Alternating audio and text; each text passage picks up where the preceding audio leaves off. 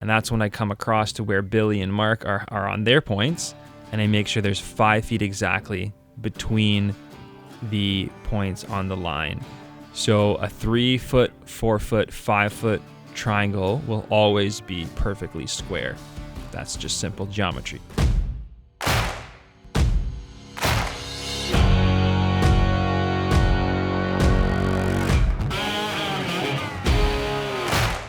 Often when we're relaying a walkway, patio, etc., we're basing it off of something that's been corrupted. So the edge of that asphalt walkway that we're meeting is not a nice, straight, square structure to lay off of. So we set up a string line, which will be straight.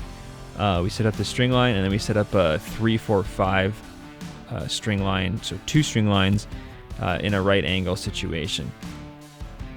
For now, we start by just laying out one line, making sure that line fits and is good, and then we can base our other line off of that line where we measure using geometry to create a perfect right angle. You can get helpers. You can do this yourself with some markers or something. It's much easier with helpers. Here we have Billy on the left. He's marking out 3 feet with my help, marking out 3 feet. Ian's the one who's playing around with the line there. Mark's gonna come over and help me mark out 4 feet. Mark marks out 4 feet. So we set up 4 feet, 3 feet, and then what's gonna happen is Ian's gonna move slightly to the right, slightly to the left to ensure that we're square. And that's when I come across to where Billy and Mark are on their points, and I make sure there's 5 feet exactly between the points on the line. So a 3 foot, 4 foot, 5 foot triangle will always be perfectly square. That's just simple geometry. I'm not a geometry major or teacher, but I understand some simple things.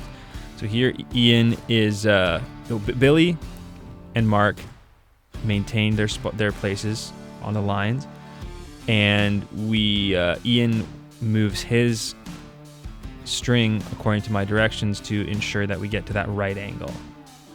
Now, of course, we set up that line earlier for that first row where we can't really shift that as much. So we're kind of basing it off of that. If we found that we were way off, we would shift those bricks down a bit.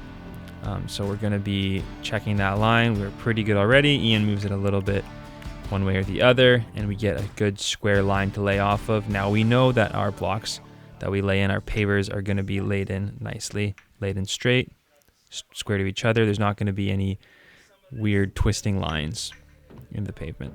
Setting up these first 2 lines allows us to give us something to base our the main section of paving. We have the gray bricks on the edge and the red pavers in the middle. Paver brick I'm using interchangeably, though it's correctly paver. Just laying that line down, keeping on that string line to make sure I'm not deviating, because that would give us some problems with the lay in there.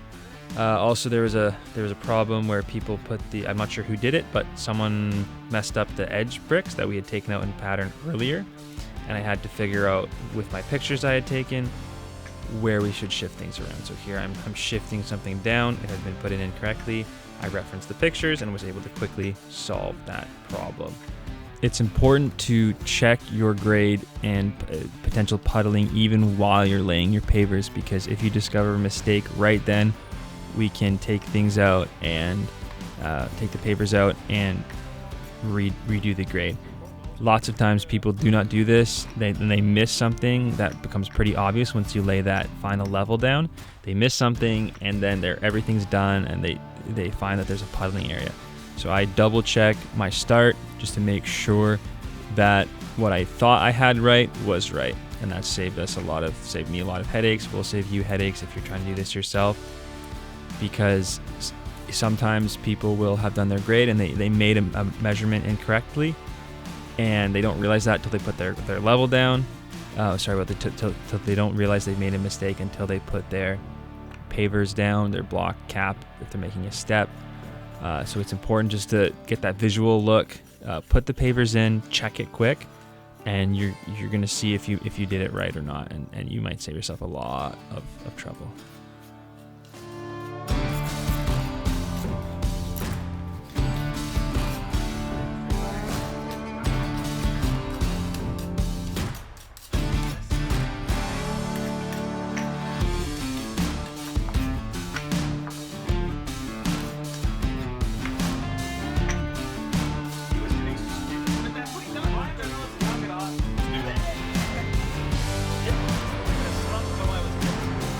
everything in nicely except for a couple things that are not nice that Kyle's fixing over there. Kyle's the dapper man in the dapper hat. So I'm gonna fix this line. If you come up here, you'll see how it's really squiggly. Not great. So I'm gonna make it great. We're gonna make this line great again, as they say. Like that, eh?